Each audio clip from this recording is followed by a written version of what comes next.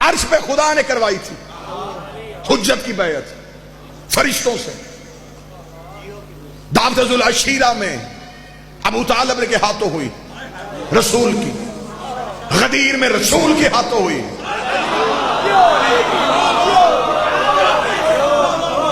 آؤ تسلسل غدیر تمہیں سناؤں.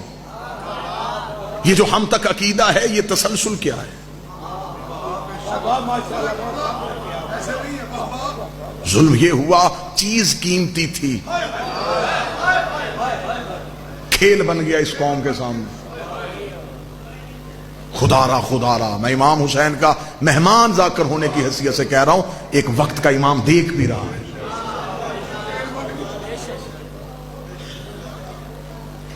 جس وجہ سے تمہارے ملت کی چھت کھڑی ہے اسے اتنا متنازع تو نہ کرو. آؤ تسلسل غدیر کو سمجھیں. مرد آ کے خیمے میں علی کے ہاتھ پہ بیعت کرتے ہیں. مسورات کے لیے کیا طریقہ تھا؟ کیا اس حج کے قافلے میں صرف مرد تھے؟ خواتین کی کثیر تعداد تھی. اب کیا کیا گیا؟ مولا امیر المومنین کے سامنے ایک پانی کا پیالہ رکھا گیا. جب کوئی خاتون بیعت کرنے کے لیے آتی علی پانی کے پیالے سے ہاتھ اٹھاتے, اسی پیالے پہ مستور ہاتھ رکھتے. علی پانی پہ ہاتھ رکھ کے اٹھا لیتے, پھر مستور ہاتھ رکھتے, کیونکہ شریعت کا وارث تھا, نامحرم چھو نہیں سکتی.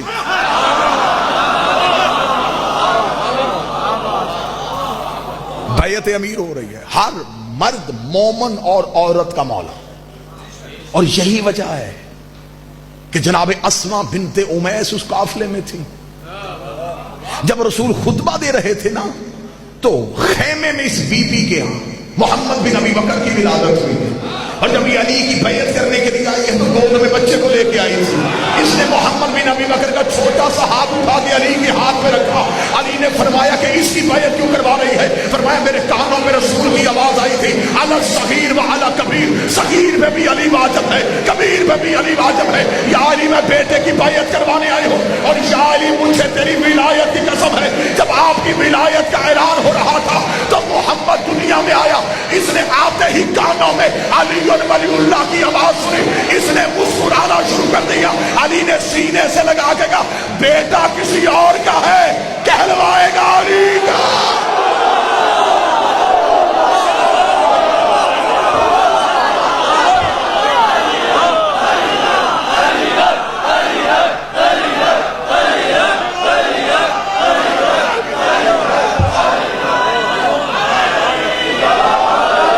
نکال لیا میں نے,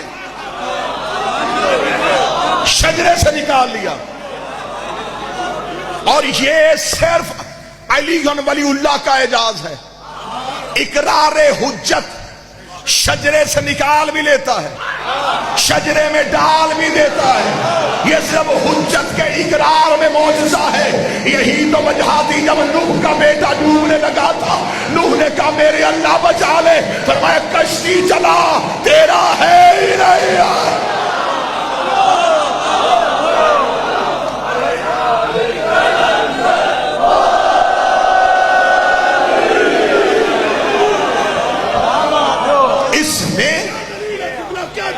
اس نے انکار کیا, میں نے شجرے سے نکالا.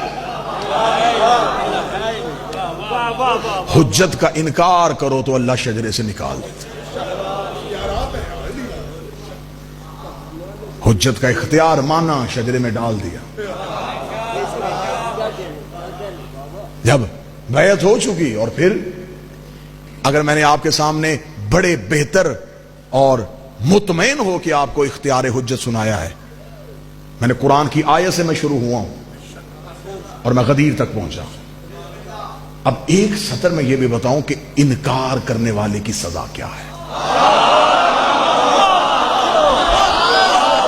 انکار کیا نا, اس میں کوئی دو رائے نہیں ہے. اہل سنت نے بھی لکھا ہے, ایک نے انکار کیا تھا اور یہ اس کا جذباتی فیصلہ نہیں تھا.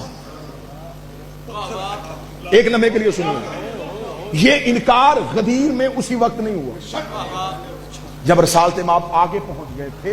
روایات ہیں کہ ایک روایت کے مدینہ میں پہنچ چکے اور مسجد میں تھے جب اس نے انکار کیا. اس کا مطلب جذباتی فیصلہ نہیں تھا, سوچی سمجھی سازش تھی. جذبات سے ایک لمحے کے لیے جذبات کو ہاتھوں میں نہیں، بالکل مطمئن ہو کے سنو. اب یہ سوچی سمجھی سکیم کیسے تھی؟ اس کے پیچھے ایک قوت کار فرما تھی. جب علی ولی اللہ کا اعلان سن لیا کہ یہ تو دین کا ڈھانچہ ہی تبدیل ہو گیا، کہ ہم نے تو سمجھا تھا کہ دین بادشاہت ہے، رسول جائیں گے تو ہم اس بادشاہت پہ قابض ہو جائیں گے، یہ تو نظام ولایت چل پڑا. ہم نے تو سمجھا تھا کہ آخری نبی ہے.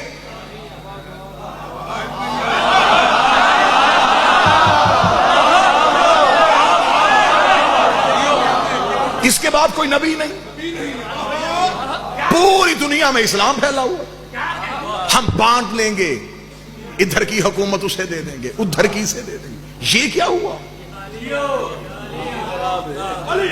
نظام ولایت چل پڑا. تو اب یہ تسلسل تو نہیں ٹوٹے گا، اب اس کو کیسے توڑے؟ اب یہ پہلی سکیم وہیں پہ ہوئی اور کہا گیا کہ کسی ایک شخص کو تیار کریں. شرط یہ ہے کہ میں قیمتی نتیجہ دوں گا، شرط یہ ہے اطمینان سے سنیے. ایک شخص کو تیار کریں اور اسے کہیں کہ تو انکار کر دے، اور جب انکار کرے تو زبانی انکار نہ کرنا، عذاب مانگنا. ہم تجھے تسلی دیتے ہیں کہ وہ آنا نہیں.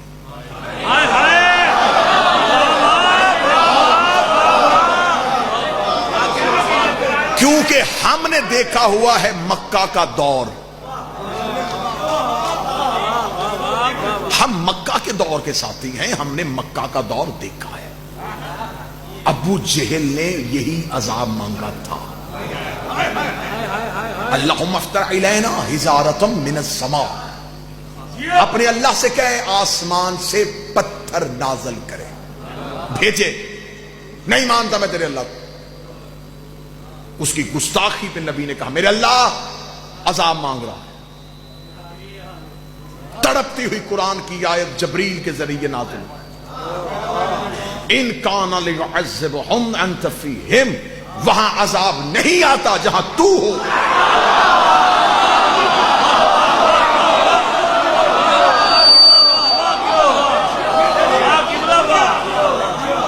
عذاب متضاد ہے رحمت کا.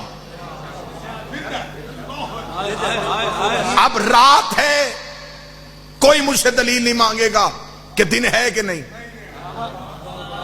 رات دن نہیں، مشرق ہے تو پھر وہ مغرب نہیں، رحمت ہے تو پھر عذاب نہیں. اور یہ رحمت للمسلمین نہیں،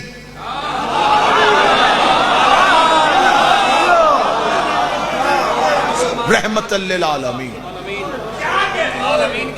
اس کے ہوتے عذاب آئے گا. جب آئے گا نہیں تو ہم کہیں گے یہ فیصلے میں اللہ شریک نہیں، یہ فیصلہ رسول کا ذاتی رشتہ داری کی بنیاد پہ ہے. رسول چاہتا ہے کہ میرے بعد اقتدار میرے خاندان میں رہے، اور اپنے چچا زاد بھائی علی کو حاکم بنانا چاہتا ہے. اس میں کوئی توحید کی مرضی نہیں. مرضی ہوتی تو وہ عذاب بھیجتا. اسے یہ پورا کام کیوں کیا؟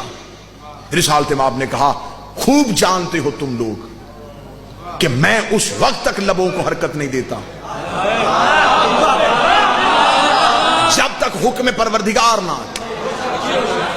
اتنا کہنا تھا تو انہوں نے کہا پھر ٹھیک ہے، اگر اس کی مرضی شامل ہے تو پھر اسے کہہ دے کہ عذاب بھیج دے. اتنا کہنا تھا، یہ ابھی نبی نے ہاتھ بھی نہیں اٹھائے تھے، یہ پتھر آ گیا، سر پہ لگا، دو حصوں میں تقسیم کر دیا. قرآن کی آیت آ گئی، سأل سائل بعذاب واقع، اس نے سوال کیا، ہم نے عذاب واقع کر دیا. میرے مالک تو قانون توڑتا ہی نہیں ہے، تم نے تو کہا تھا جہاں محمد ہو وہاں عذاب نہیں آتا. فرمایا وہ لا الہ کا منکر تھا، یہ علی ولی اللہ.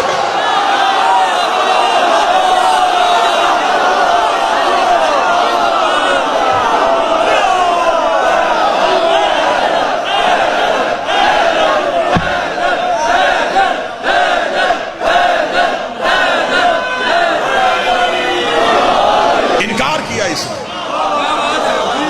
نے حجت کا انکار کیا. اظہار حجت کیا. جس چیز کو باہر تک جو بھی کھڑے ہیں, جس چیز کو ماں نے دودھ نادے علی پڑھ کے پلایا, تو میں ہاتھ بلند کر کے نعرہ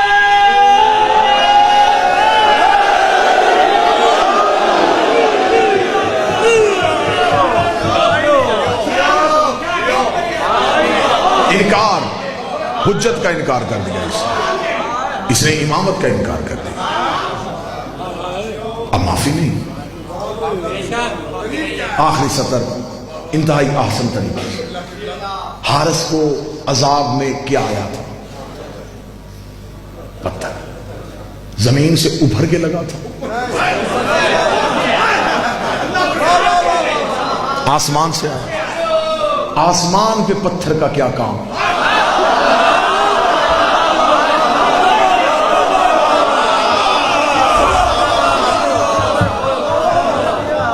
پوری مجلس میں نے نہیں پڑھی, مجمع نے پڑھی.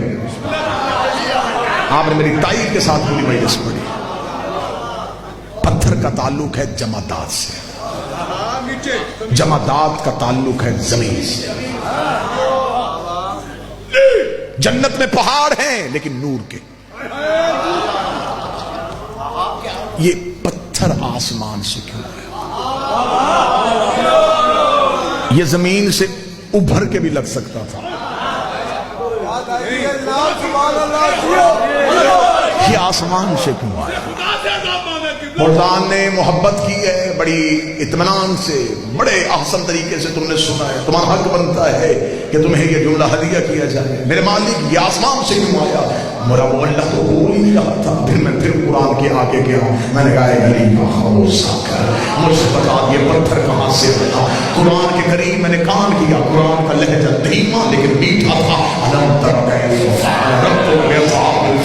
تمہیں یاد نہیں ہم نے ہاتھی والوں کے ساتھ کیا کیا تھا؟ جب ابرہا ہاتھی لے کے آیا تھا تو ہم نے ابابیل سے اس میں ایک ایک پتھر دے کے بھیجا تھا. ہاں میرے مالک کو یاد ہے. فرمائے یہ ہاتھی لے کے آیا, ہم نے ابابیل بھیجی. ابابیل سب سے چھوٹا پرندہ, اسی چھوٹ میں سب سے چھوٹا پتھر. خدا نے کہا ایک بھی ابابیل کا نشانہ خطا نہیں ہوا, اس لیے کہ وہاں سنا علیہم تہران ان پرندوں کو ہم نے بھیجا تھا. اور جنہیں ہم بھیجے ان میں غلطی ہوتی نہیں ہے, جنہیں ہم بھیجے ان میں خطا ہوتی نہیں ہے. تو میرے مالک وہ تو ابرہا کے ہاتھیوں کے لیے آیا تھا. فرمایا تفسیر امام رضا میں میرے 8ویں بادشاہ نے روایت کی کہ جب ابابیل ایک ہاتھی کا نشانہ کر رہے تھے تو جبریل نے آگے ابابیل کے کان میں وحی دی کہ خدا کہہ رہا ہے اپنے حصے کا پتھر ہاتھی کو نہیں مارنا. فلاں غار کے کوہ میں جا کے بیٹھ جا. تیرے رزق کی ذمہ داری اللہ کے ذمے, تیری سانسوں کی حفاظت اللہ کے ذمے. وہ جا کے غار کے کوہ میں بیٹھ گیا. جیسے اللہ نے اصحاب کہف کو زندہ رکھا تھا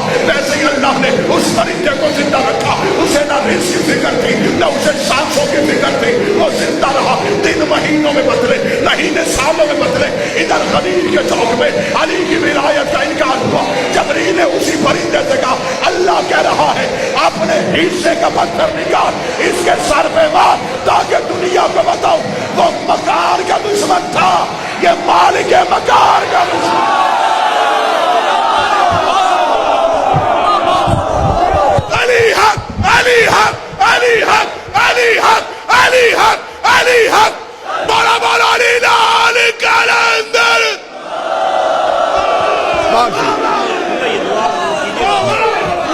بسم اللہ. وہ مکان کا دشمن تھا.